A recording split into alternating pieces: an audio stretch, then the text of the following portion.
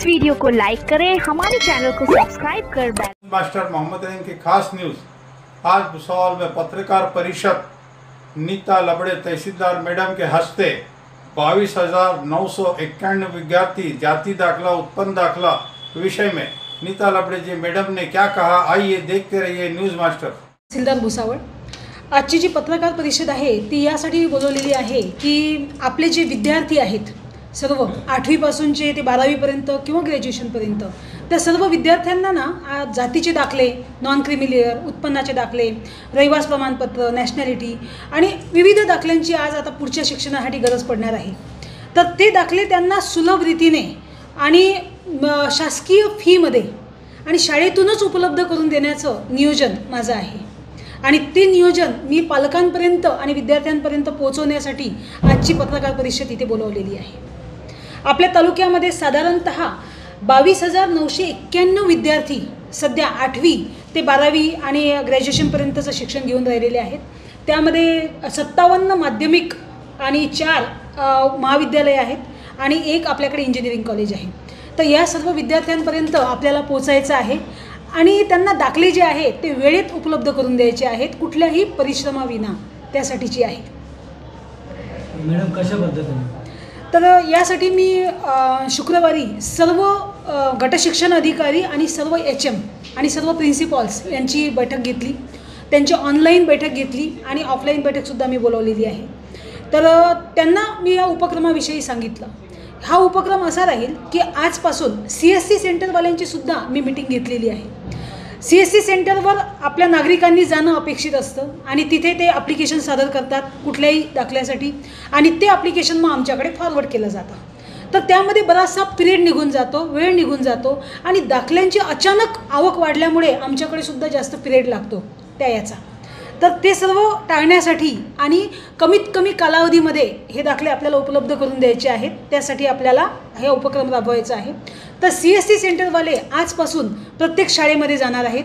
त्या एरियातला CSC सेंटरवाला हा त्या HMला भेटेल आणि HM त्या शाळेमधले 1 किंवा 2 शिक्षक यांना नेमतील की ते पॅरेंट्ससोबत संपर्क करतील, पॅरेंट्सला सांगतील की आपल्या विद्यार्थ्यांना, आपल्या मुलाला आता उत्पन्नाचा दाखला लागणार आहे किंवा आपल्या मुलाला नॅशनॅलिटी काढावी लागणार आहे, ही गरजेचं आहे।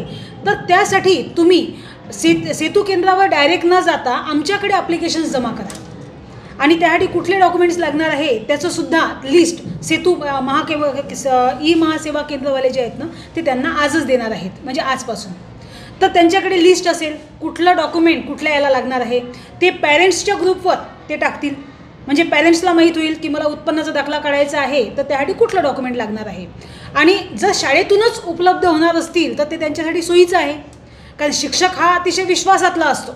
शिक्षक जर विद्यार्थ्यांसाठी हे करून राहिलेले आहे मीडियम म्हणून तर ते त्यांच्यापर्यंत जातील आणि शासकीय फी जी आहे त्याच्यासाठी लागणारी हे 35 ते 50 रुपयामध्ये तो दाखला मिळून जातो, त्यापेक्षा जास्त आपल्याला करायची गरज नसते। तर त्यामुळे आपल्याला त्यांना हा संदेश द्यायचा आहे आणि शिक्षकांची सुद्धा मी मीटिंग घेतलेली आहे। HM त्या बाबतीत पॉझिटिव्ह आहेत, गटशिक्षण अधिकारी पण त्यात पॉझिटिव्ह आहेत।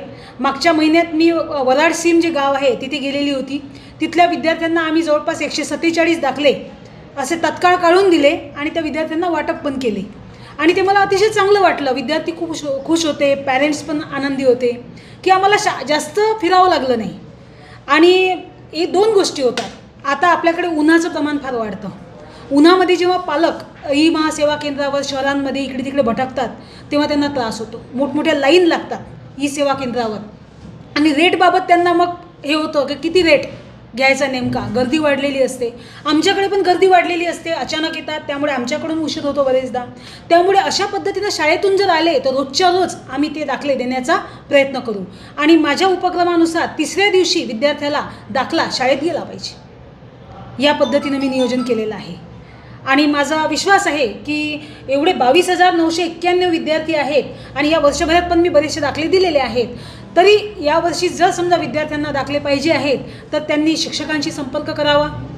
पण याची प्रसिद्धी आणि प्रचार होणं फार गरजेचं आहे। आपण मीडियाच्याद्वारे आपण पालकांपर्यंत पोचावं, विद्यार्थ्यांपर्यंत पोचावं, हे माझा यामागचा उद्देश आहे।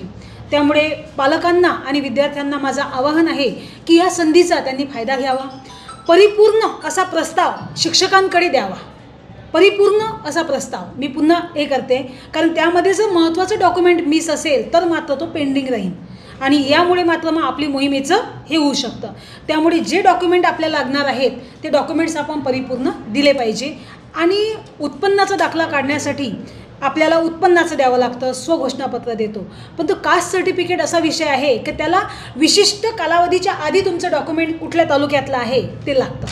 त्यासाठी जर भुसावळ तालुक्यातला तो व्यक्ती असेल, समजा OBC आहे, तर 67 पूर्वीचा पुरावा त्याला मागितला जातो.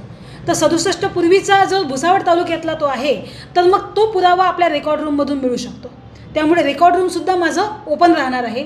तसेही ते डॉक्युमेंट्स आता ऑनलाईन झालेले आहेत, म्हणजे त्यांना तीसुद्धा सुविधा आम्ही उपलब्ध करून देऊ या 3 महिन्यांकरिता, की संपूर्ण त्या कामासाठी एकजण तिथे बसेल आणि पालक जर त्यांच्याकडे गेले आहेत की स्कॅनिंग झालेलं डॉक्युमेंट नाही मिळत आहे आम्हाला, तर आम्हाला असं डॉक्युमेंट पाहिजे, तर ते सुद्धा आपण उपलब्ध करून देऊ.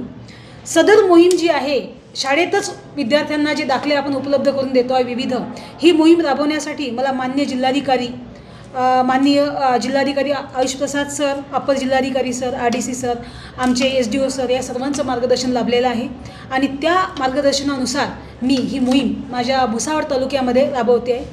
आणि पालकांना आवाहन आहे की सर्वांनी याचा फायदा घ्यावा आणि वेळेत विद्यार्थ्यांना जे दाखले आपण देणार आहोत ही योजना सक्सेस होण्यासाठी त्यांनी मला यासाठी प्रशासन म्हणून मला यासाठी सहकार्य करावं. आणि HM आणि जे शिक्षण अधिकारी आहेत यांनासुद्धा माझं आवाहन आहे, त्यांनीसुद्धा हा विषय अतिशय सिरियसली घेऊन, गांभीर्याने घेऊन यात आपले एक शिक्षक डिप्लॉय करून यातून आपल्याला यश कसं मिळेल यासाठी त्यांनी पाहावं. तसं CSC सेंटरवाल्यांची मी मीटिंग घेतली, त्यांनासुद्धा याचं गांभीर्य समजावून सांगितलं, ते सुद्धा तयार आहेत, ते सुद्धा करायला तयार आहेत. त्यामुळे त्यांनासुद्धा आवाहन आहे की आपण जे फीज आपल्याला शासनाने घ्यायला सांगितलेली आहे त्याच फीजमध्ये आपण हे दाखले त्यांना उपलब्ध करून द्यावे. त्यामुळे अशी मोहीम जी आपल्या तालुक्यामध्ये आपण राबवतो आहे त्याला सर्व नागरिकांचा प्रतिसाद मिळेल अशी मी अपेक्षा करते. धन्यवाद.